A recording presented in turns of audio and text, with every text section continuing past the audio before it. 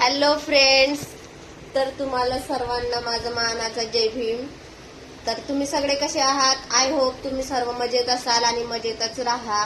तर आजपासून आम्ही नवीन मोठे ब्लॉग करायला सुरुवात करत आहोत. माझी तर काही हिंमत होत नव्हती, तर आरू मला सांगत होती की काय बोलायचं, कसं बोलायचं, तिला सर्व कळतं. आणि तर आज आम्ही कुठं जातो, काय काय करतो बघू. तर आरोहीचा चाललाय आता नाश्ता. मी तिच्यासाठी नाश्त्याला पोहे केले होते.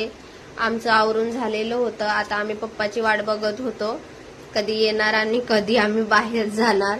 हे इकडे मोबाईल बघणं सुरू होतं.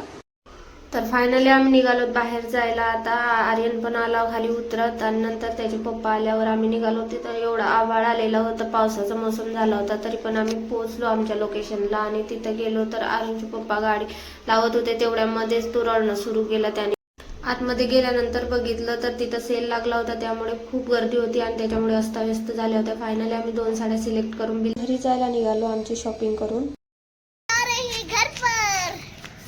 तर फायनली आम्ही शॉपिंग करून घरी आलेलो. आम्हाला खूप भूक लागली आहे, त्याच्यामुळे मी आल्या आल्या पहिले स्वयंपाक बनवायला घेतला. आणि येता येता मी तिकडूनच चिकन आणलं होतं, ते चिकन फ्राय करायला टाकलेलं आहे. आणि आता त्याची साधी सोपी अशी बिर्याणी बनवणार आणि जेवण करायला घेणार.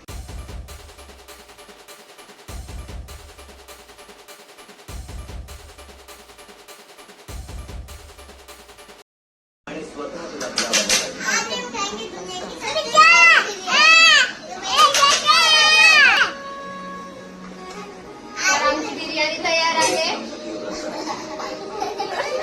आणि आजचा ब्लॉग कसा वाटला ते नक्की सांगा कमेंट मध्ये. आणि रोज ब्लॉग बनवायचे मोठे की नाही बनवायचे ते पण नक्की सांगा. तुम्हाला आवडत असेल तर लाईक, शेअर, कमेंट, सबस्क्राईब नक्की करा.